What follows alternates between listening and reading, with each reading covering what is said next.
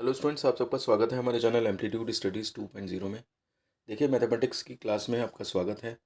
और हम इसमें आपको बता रहे थे कि सारणिक के एक्सरसाइज के सॉल्यूशन कैसे होंगे। तो हमने क्वेश्चन नंबर 10 तक सॉल्व कर लिया है पिछले वीडियो में, और आज के वीडियो में हम क्वेश्चन नंबर 11 से आगे बढ़ेंगे। अगर आपने वो पुराने वीडियोज़ नहीं देखे हैं या आप आगे के वीडियोज़ देखना चाहते हैं, तो आप इसी वीडियो के डिस्क्रिप्शन में आपको प्लेलिस्ट का लिंक मिल जाएगा, आप उसमें जा कर के देख सकते हैं और आराम से जो भी क्वेश्चन में प्रॉब्लम है। क्योंकि देखिए, एक बुक के अंदर अगर आप पढ़ना शुरू करते हैं तो आपको थ्योरी कंसेप्ट तो मिल ही जाते हैं, ठीक है ना। और उसके बाद आपको जो है वो एग्जाम्पल भी सॉल्व करने को मिल जाते हैं, सॉल्व होते हैं, आप सीख सकते हैं। समस्या आती है जब आप एक्सरसाइज में आते हैं, तो कुछ क्वेश्चंस तो बहुत अच्छे होते हैं, आसान होते हैं, सॉल्व हो जाते हैं। लेकिन कुछ क्वेश्चन ऐसे होते हैं जो फिर आपसे नहीं हो पाते हैं, मुश्किल होते हैं, और तब आप उनमें अटके रहते हैं।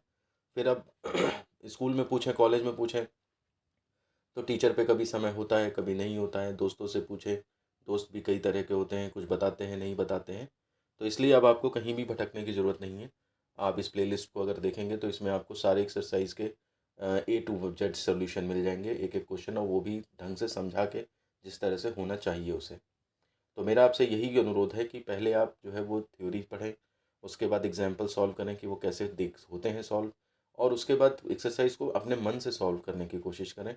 जब समस्या आए, बहुत सारा सोचने के बाद भी ना सॉल्व हो पाए, तब आप उस इन वीडियो की हेल्प लेंगे, तो आपको ज़्यादा फ़ायदा होगा।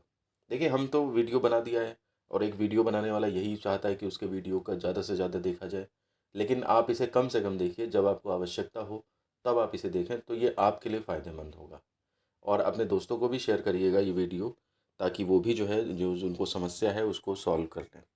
जिस तरह से और भी आपके होते हैं ये एआई टूल्स हैं, चैट जीपीटी वगैरह, जेमिनाई वगैरह, या फिर आपके जो डाउट नट वगैरह या इस तरह के हैं जिनसे सॉल्यूशन देखते हैं बच्चे। तो वो केवल ऐसा नहीं है कि कॉलेज में होमवर्क मिला, 1 से लेकर 10 तक सॉल्व करके लाना। आपने एक वो सब एक एक करके क्वेश्चन डाले, सॉल्यूशन निकाले, छाप दिए, उससे आपका ग्रोथ नहीं होगी। उससे तो आप वो उस साइट को, उस एआई टूल को, या उस यूट्यूब वीडियो को ही प्रमोट कर रहे हो बस, केवल, और कुछ नहीं।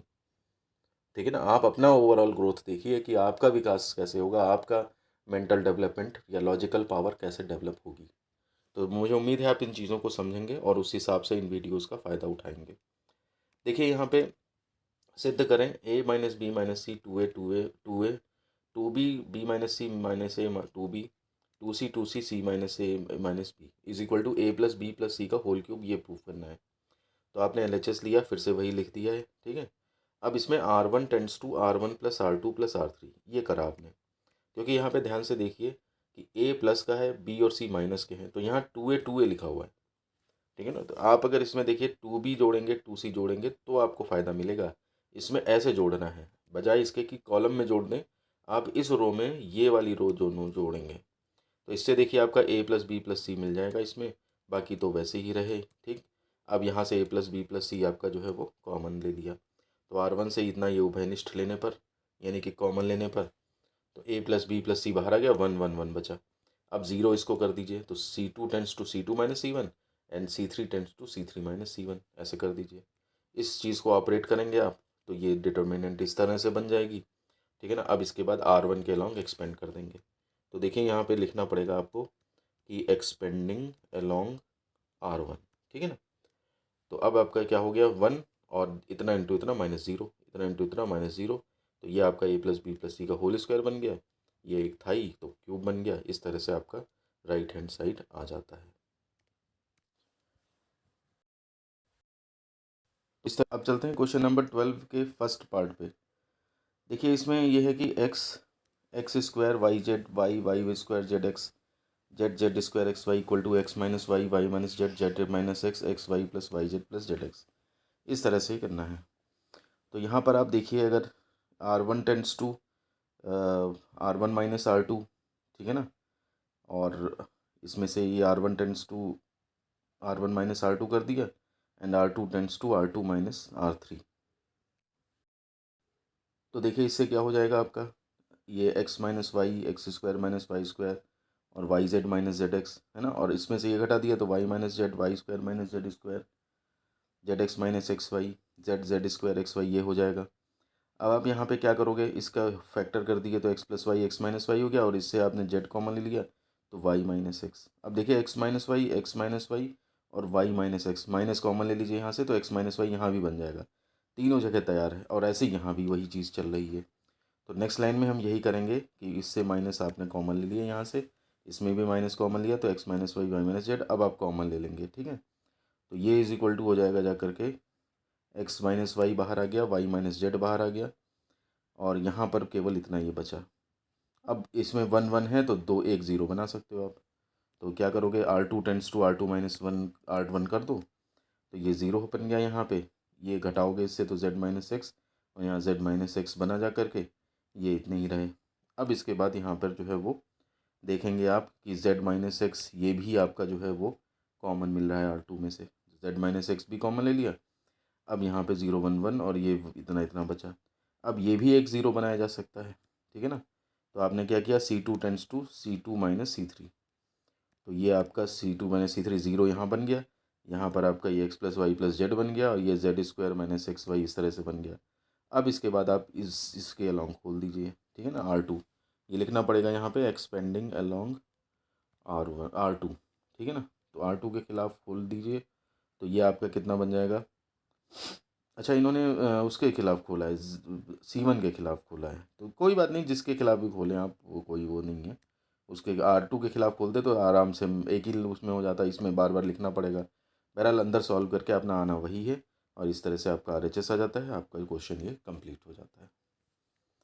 फिर इसके बाद सेकेंड पार्ट अगर हम देखें इसी क्वेश्चन का, तो इसमें लिखा है यदि x not equal to Y not equal to Z तथा ये डिटर्मिनेंट पूरी की पूरी दे रखी इज इक्वल टू 0, तो दिखाइए X Y Z is equal to -1। ठीक है ना, तो इसी को सॉल्व करना है, ये कंडीशन भी इसमें यूज हो जाएगी बीच में और फिर आपका जो है वो ये प्रूफ करके लाना है, ये क्वेश्चन है।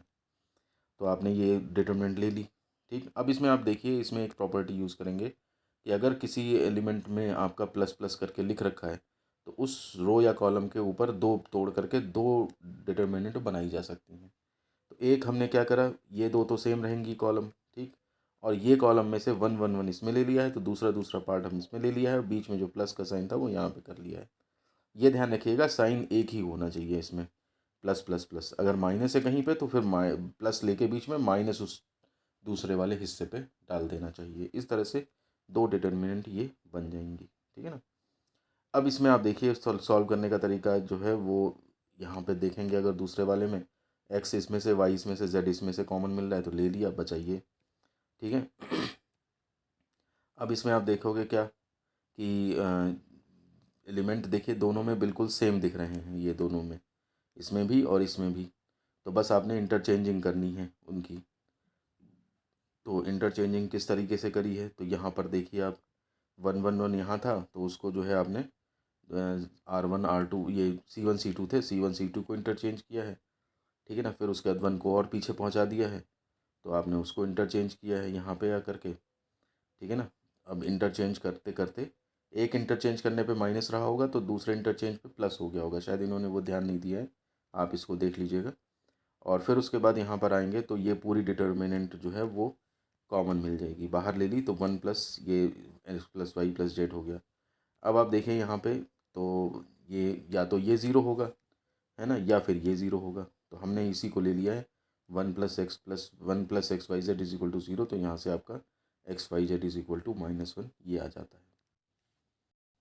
अब क्वेश्चन नंबर 13 पे ये देखिए, इसमें क्या है, सिद्ध करें 1 1 1 1 1 plus X 1 1 1 1 plus Y is equal to X Y, तो आपने LHS ले लिया इसमें। ठीक है ना, अब इसमें देखिए ज़ीरो बनाने की कोशिश करते हैं, तो ये करा है R2 tends to R2 minus R1, ये देखिए दो ज़ीरो ये बन जाएंगे, और R3 tends to R3 minus R1, तो ये दो ज़ीरो यहाँ बन जाएंगे।